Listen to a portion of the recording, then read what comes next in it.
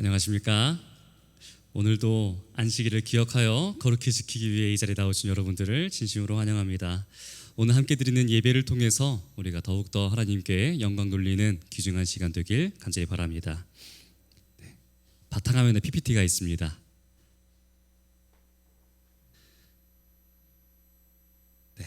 오늘은 하나님 나라 시민들의 행동 강령이라는 이 제목을 통해서 함께 말씀을 나눠보고자 합니다. 하나님의 말씀 마태복음 7장 7절에서 12절입니다. 하나 넘겨주시면 감사하겠습니다. 흰색 글씨는 제가 봉독하겠습니다. 노란색 글씨는 우리 성도님들께서 봉독해 주시면 너무나 감사하겠습니다. 구하라 그리하면 너희에게 주실 것이요, 찾으라 그리하면 찾아낼 것이요, 문을 두드리라 그리하면 너희에게 열릴 것이니 찾는 이는 찾아낼 것이요, 두드리는 이에게는 열릴 것이니라. 너희 중에 누가 아들이 떡을 달라 하는데 돌을 주며 생선을 달라 하는데 뱀을 줄 사람이 있겠느냐? 너희가 악한 자라도 좋은 것으로 자식에게 줄 줄 알거든 하물며 하늘에 계신 너희 아버지께서 구하는 자에게 좋은 것으로 주시지 않겠느냐? 그러므로 무엇이든지 남에게 대접을 받고자 하는 대로 너희도 남을 대접하라. 이것이 율법이요 선지자니라. 아멘. 우리는 계속해서 마태가 전하는 왕의 복음, 마태복음을 함께 공부하고 있습니다. 그분의 백성은 달라야 합니다. 왜냐하면은 예수님께서 우리의 진정한 왕이 되신다면은 그의 백성인 우리들도 달라야 하기 때문입니다. 또 산상보훈을 통해서 우리의 왕 되시는 예수님의 말씀을 우리가 계속해서 듣고 있습니다. 산상설교는 은혜의 왕국의 왕이신 이 예수님의, 예수 그리스도의 취임사이고 그 왕국의 헌법입니다. 하나님의 백성들이 기본적으로 지켜야 하는 법률들이 바로 산상보훈 속에 들어가는 예수님께서 설교하신 내용이라는 거예요. 새롭게 나라가 시작되는 이 가운데 왕이 직접 선포를 하는 그 말씀을 백성들이 어떠한 마음을 가지고 듣고 있었을까요? 아주 경청하는 마음을 가지고 들었을 것입니다. 그래서 그 자리에 함께했던 수많은 사람들도 예수님께서 하시는 그 말씀들을 아주 잘 듣고자 하여서 그 많은 사람들이 산 위에 올라가서 모여 있는 것을 우리가 계속해서 볼 수가 있는 것이죠. 그렇다면은 하나님의 백성이 우리들도 어떻게 해야 될까요? 그러한 우리의 왕 되시는 그 예수님께서 선포하시는 그 말씀에 대해 우리가 잘 경청해야 합니다. 사실 오늘 본문에 예수님께서 말씀하셨던 그 내용들은 어떻게 보면요, 우리가 여태까지 살아오면서 너무나 많이 들었던 설교 내용, 또 아주 당연하게 생각하고 있는 그러한 내용들입니다. 이웃을 비판하지 말라, 하나님을 믿으라, 이 얼마나 당연한 이야기입니까? 여기서 저 이거 거절하시는 분 혹시 계실까요? 아무도 안 계세요. 그럴 수가 없습니다. 아주 기본적인 법칙이 우리의 신앙 가운데 아주 중요하면서도 우리가 근데 살아가는 것에 있어서 지키는 것이 쉽습니까? 어렵습니까? 어렵습니다. 제가 오늘의 설교 제목을 이 하나님의 나라의 시민들의 행동 강령이라고 지었습니다.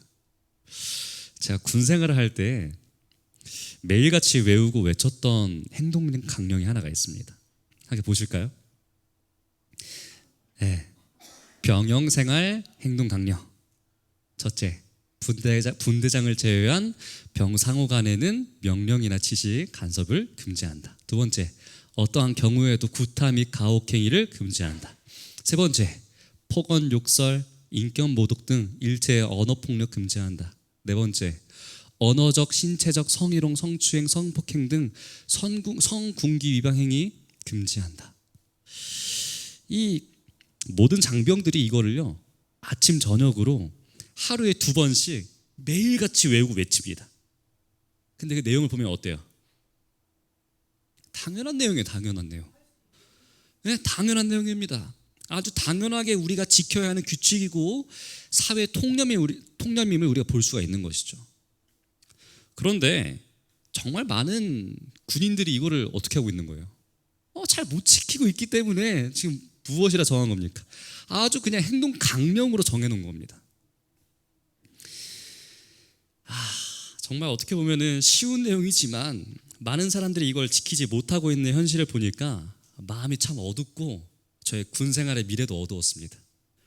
왜냐하면 이미 그렇게 많이 못 지키고 있는데 얼마나 저의 미래는 밝은 날이 있겠습니까? 보이지 않았죠. 사실 우리의 입장도 동일합니다. 예수님께서 하신 말씀들이 우리가 상식적으로 생각하기에도 정말 당연하게 누구든지 지켜야 하는 내용으로 받아들여집니다. 그 누구도 반대할 사람이 없다라는 거예요. 그런데 우리도 그 당연한 법칙 속에서도 자주 넘어집니다.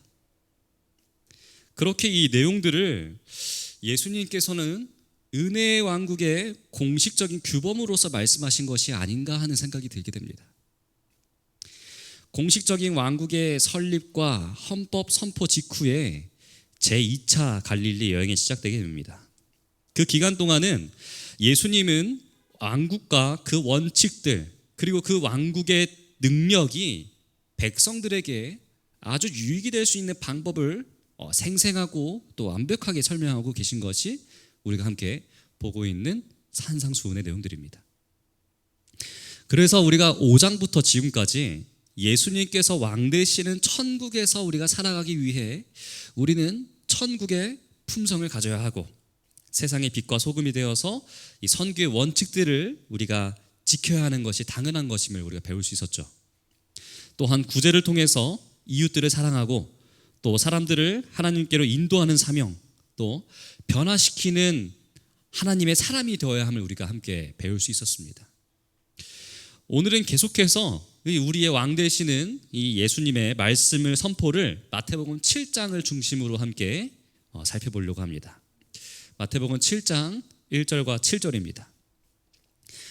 구하라 그리하면 너희에게 주실 것이요 찾으라 그리하면 찾아낼 것이요 문을 두드리라 그리하면 너희에게 열릴 것이니 비판을 받지 아니하려거든 비판하지 말라. 자, 예수님께서는 은혜의 왕국의 헌법에 무엇이 있는지 말씀하시는데 하나님께 잘 구하라고 말씀을 하십니다. 그런데 이전에는 계속해서 우리가 어떻게 살아가야 하는지에 대한 이 현실적인 규율 같은 느낌의 말씀을 5장과 6장에서 우리가 계속해서 배워왔었죠. 그리고 7장 1절에서 6절까지는 갑자기 서로 비판하지 말라는 이 그리스도의 말씀이 나오게 됩니다. 그런데 7절부터는 어떠한 내용입니까? 네, 형제간에? 네. 7절부터 내용 보면요. 구하는 거예요, 구하는 거. 구하고, 찾고, 두드리는 거. 누구한테 하는 겁니까? 하나님께 하는 겁니다. 쉽게 말하면 무엇이죠? 기도입니다, 기도. 기도에 관한 내용인데 왜 예수님께서는 하나님의 백성들끼리 지켜야 할 규칙을 말씀하시는 중에 이 기도에 관련된 내용을 언급하신 것일까요? 조금 이상하죠?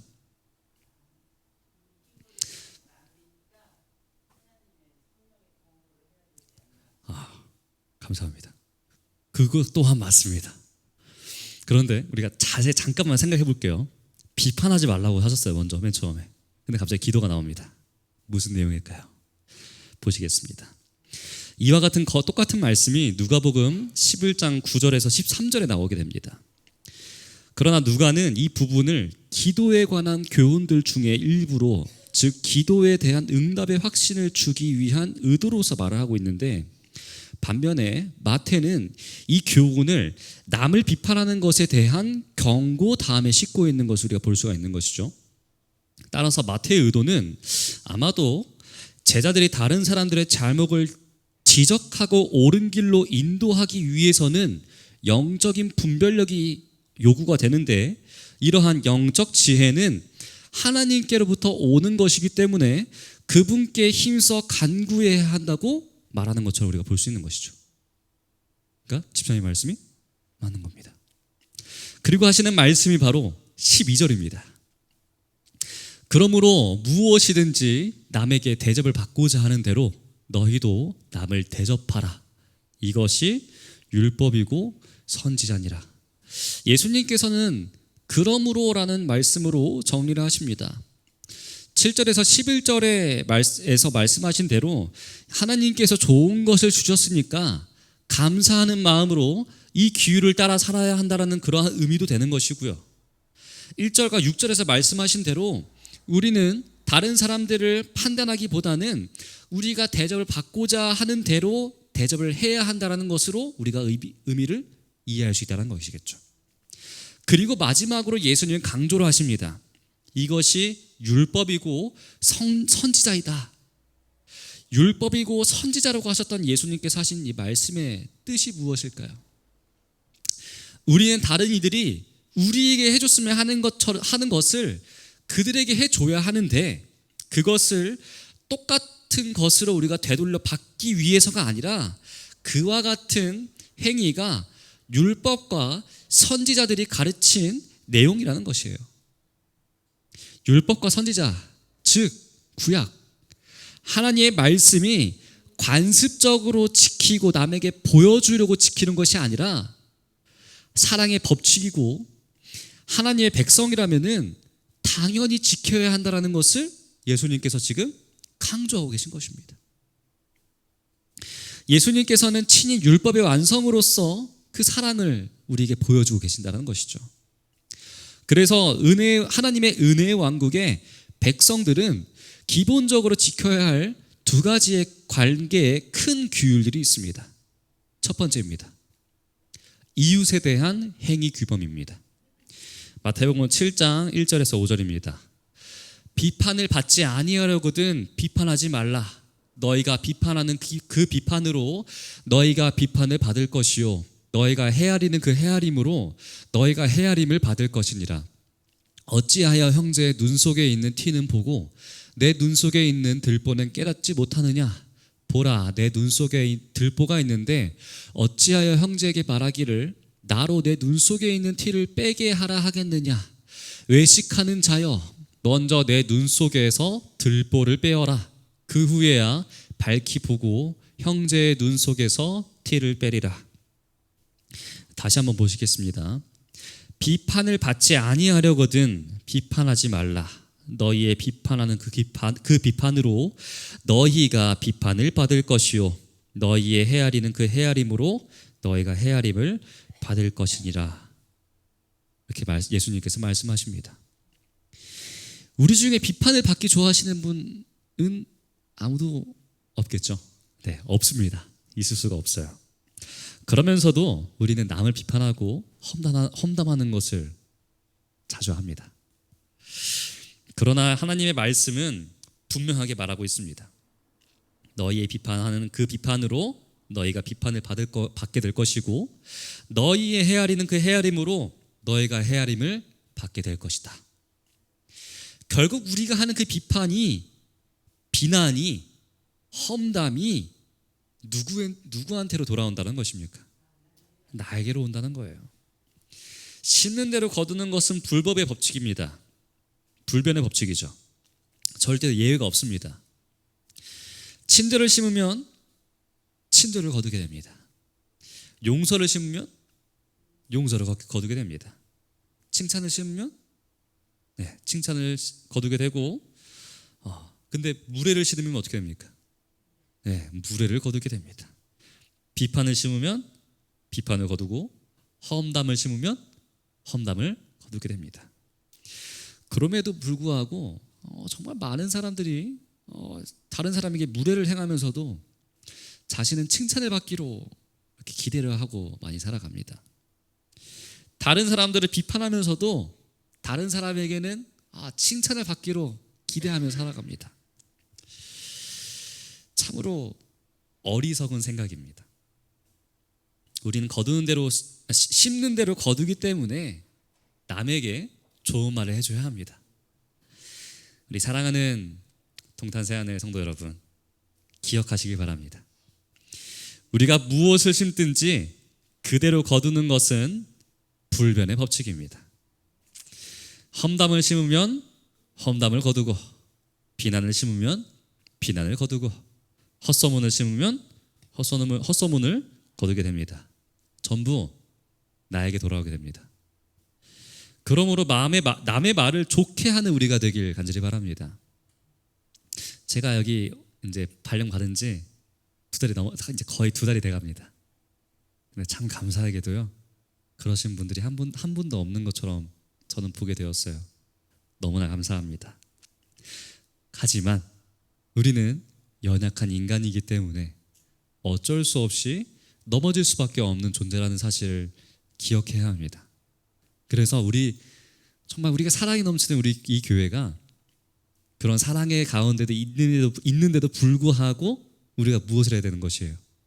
이러한 마음을 심는 대로 거둔다는 이 불변의 법칙을 우리 마음속에는 항상 기억해야 할 필요가 있다는 겁니다. 칭찬과 격려와 인정의 말을 심는 우리가 되기 바랍니다. 그렇게 함으로 여러분들의 가정과 여러분들의 교회가, 여러분들의 사회가 더욱 아름답고 따뜻하게 만드는 우리 모든 재림 성도가 되길 간절히 기원합니다. 우리의 말과 관련된 증언의 기별들이 있습니다.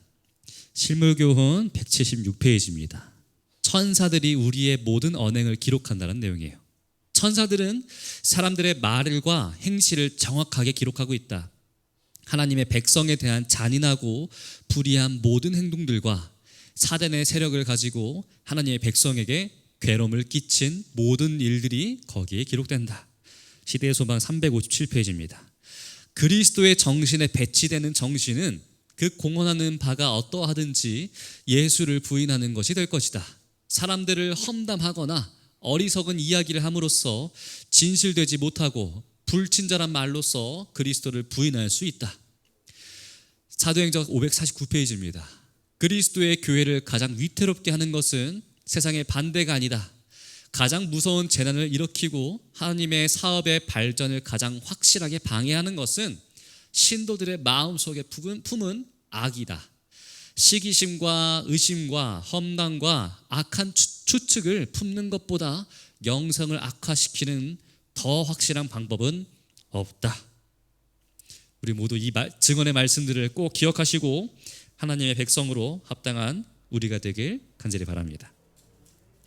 두 번째 규칙입니다. 하나님에 대한 행위 규범입니다. 마태복음 7장 7절에서 7절, 8절, 11절입니다.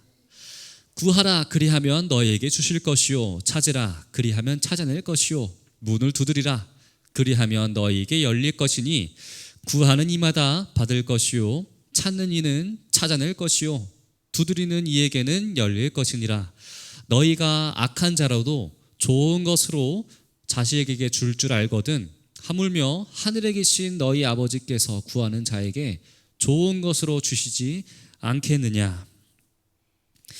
누군가가 여러분들께 당신이 믿는 하나님은 어떤 분이십니까? 라고 묻는다면 무엇이라고 대답하시겠습니까? 여러분의 하나님은 어떤 하나님이십니까? 저에게는요, 우리 하나님은 정말 좋으신 분, 너무나 사랑이 많으신 분, 그런 분이십니다. 어떤 사람이 자기의 하나님을 찬양하는 아주 쉽고 단순한 노래를 지었습니다. 그 노래의 제목이 God is so good입니다. 우리의 말로 좋으신 하나님입니다. 그 가사가 무엇입니까? 좋으신 하나님, 좋으신 하나님, 참 좋으신 나의 하나님. 하나님이 좋으신 분이시기 때문에 하나님이 하시는 일도 좋은 것입니다. 하나님이 좋으신 분이시기 때문에 하나님이 주시는 것들도 좋은 것입니다. 하나님이 좋으신 분이시기 때문에 하나님이 하시는 약속도 모두 다 좋은 것입니다. 그리고 그분의 말씀도 다 좋고 그분의 계획도 다 좋은 것입니다. 이러한 하나님께 더 감사한 사실은 무엇이 가장 좋은지를 아시는 분이 바로 그 우리의 좋으신 하나님이라는 것이에요. 우리는 하나님을 가리켜서 전지전능하신 분이라고 이야기를 합니다. 모든 것을 아시는 전능하신 하나님은 우리에게 무엇이 좋은 것인지 가장 잘 아십니다. 그러므로 하나님이 주시는 것이 언제나 가장 좋은 것입니다. 그래서 하나님의 계획이 언제나 옳은 것이고 하나님의 판단이 언제나 선합니다. 이것을 믿는 것이 믿음입니다. 우리 아버지께서 무엇이 가장 좋은 것인지를 아시는 까닭에 그분은 더 좋은 것을 우리에게 주실 수가 있는 것이겠죠. 그런데 잠언 14장 12절에 이렇게 나와 있습니다. 넘겨주시면 감사하겠습니다. 어떤 길은 사람의 보기에 바르나 필경은 사망의 길이다. 무엇이 더 좋은지, 무엇이 최선의 것인지 아시는 분만이 하실 수 있는 말씀이라는 것이죠. 무엇이 가장 좋은 것인지, 무엇이 진정으로 유익하신 것인지 우리 자신을 알지 못할 때가 너무나 많습니다. 왜냐하면 우리의 지혜는 너무나도 적고 우리의 시야는 너무나 좁고 우리의 판단력은 너무나 흐리기 때문입니다. 그러므로 우리는 우리의 인생을 나에게 맡기는 것이 아닌 하나님께 맡겨야 합니다. 우리는 모르기 때문입니다. 무엇이 더 유익한지, 무엇이 더 좋은지, 무엇이 더 확실한 방법인지 우리는 제한된 지력과 부족한 지혜로는 알 수 없기 때문입니다. 그러므로 우리는 좋은 것에 대해 모든 판단을 전적으로 하나님께 맡겨야 합니다. 그분이 주시는 대로 받는 믿음을 발휘해야 합니다. 무엇이 가장 좋은지를 우리 하늘아버지께서 아시는 까닭입니다. 예수님께서는 우리들에게 7절과 같은 기도를 11절에 이르기까지 거듭 반복하시면서 강조를 하고 계세요. 우리가 인간과의 올바른 관계를 확립하는 것도 너무나 중요하지만 그것보다 더 중요한 것이 바로 이 하나님과의 올바른 관계를 확립하는 것이 더 중요하다는 것이에요. 간구는 언제나 아래에서 위를 향하는 간절한 요구입니다. 그리고 이것은 오직 하나님을 통해서만 우리가 실현될 수 있는 것이에요. 하나님은 무엇이든지 당신의 뜻에 따라 간구하는 것들에 대해 응답하신다고 오늘 예수님께서는 우리에게 약속하고 계십니다. 그런데 여기서 중요한 것이 있습니다. 18절에 관해서 우리 성경 주석은 다음과 같이 설명하고 있는데 넘겨주시면 감사하겠습니다. 여기서 구하고 찾는 대상은 비현세적인 것으로 보인다. 왜냐하면 현세적인 것은 유한하여 구한 것 모두가 구하는 이에게 주어질 수가 없기 때문이다. 따라서 이는 영적인 것, 즉 예수께서 산상수훈에서 가르치신 의, 신실함, 겸손, 순결 등을 뜻하는 것으로 보아야 한다. 현세적인 것들은 아무리 열심히 간구하고 노력해도 얻지 못하는 경우가 있을 수가 있습니다. 영적인 것들은 반드시 응답하신다는 것에 예수님의 약속입니다. 즉 산상수훈에서 제시된 고귀한 은사들은 우리가 끊임없이 구하고 찾고 두드리면은 누구에게나 열려 있다는 것이에요. 그리스도를 왕으로 모시는 은혜의 왕국의 백성인 우리들은 예수님의 이 말씀과 같이 그리스도의 의와 신실함과 겸손과 순결과 같은 고귀한 은사들을 끊임없이 간구하는 자들이 되어야 합니다. 왜냐하면 이러한 거룩한 품성들을 지닌 자들이 들어가는 곳이 하나님의 왕국이기 때문에 그렇습니다. 하나님의 품성을 간구하는 자는 하나님을 사랑하고 우리의 이웃들을 내 몸과 같이 사랑할 수 있게 되는 것이죠. 가장 좋은 것을 주시는 하나님을 찬양하는 우리가 되길 간절히 바랍니다. 그분의 인도와 섭리에 우리의 모든 것을 전적으로 의뢰하는 우리가 되길 바랍니다. 그리고 그분께서 우리에게 주시는 하늘의 품성을 간직하고 이 땅에 함께 살아가는 우리의 이웃들을 향해서 그 품성을 내보이는 하늘의 시민들이 되길 바랍니다. 믿음과 행함은 우리의 신앙에서 결코 분리되는 영역이 아님을 우리가 기억하게 되길 바랍니다. 우리가 하나님으로부터 거룩한 품성을 받았다면은 우린 그러한 하나님께 감사의 찬양을 돌리는 하나님의 나라의 백성이 되어야 합니다. 우리 모두 이러한 하나님과 올바른 관계를 유지하는 하늘 성도가 되길 기도합니다. 또 올바른 믿음을 실제로 우리의 삶으로 살아내는 하늘 성도가 되길 기도합니다. 제가 우리 교회에 부임하기 전에 이제 재림연수원에서 일주일 동안 연수를 받게 되었습니다. 그때 제가 가장 크게 배웠던 것은 내가 어떠한 목회자가 되어야 마땅한가였습니다. 설교를 하더라도 그 설교의 내용대로 삶을 살아내지 못하는 목회자는 실패한 목회자라고 그때 박상계 목사님께서 이렇게 아주 강조를 하셨습니다. 말씀대로 살아가는 목회자가 될 수 있도록 이 시간 기도해 주시길 부탁드립니다. 또한 성도님들의 많은 기도 부탁드리고 저 또한 우리 성도님들을 위해서 역시 말씀대로 살아가는 우리 모든 동탄새하늘 성도님들이 되길 기도하겠습니다.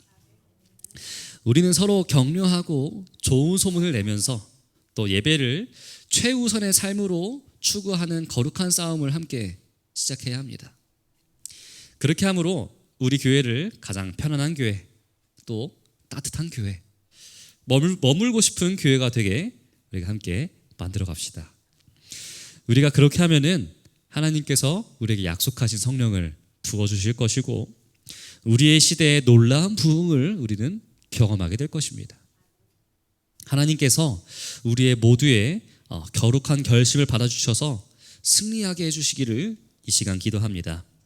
우리 이 시간 예수님의 보혈 외에 왕이신 그분의 능력 외에 의지하고 있는 것이 있다면은 우리의 손에서 내려놓고 거룩한 그분의 왕권 앞에 무릎 꿇는 우리가 되길 기도합니다. 진정한 왕이신 예수 그리스도 그분의 능력만이 나를 새롭게 하고 하나님을 기쁘시게 하고 하나님의 나라를 세워가는 하나님의 백성들이 되는 우리 모든 동탄 새하늘 성도인들 되기를 간절히 바라면서 오늘 말씀 마치도록 하겠습니다.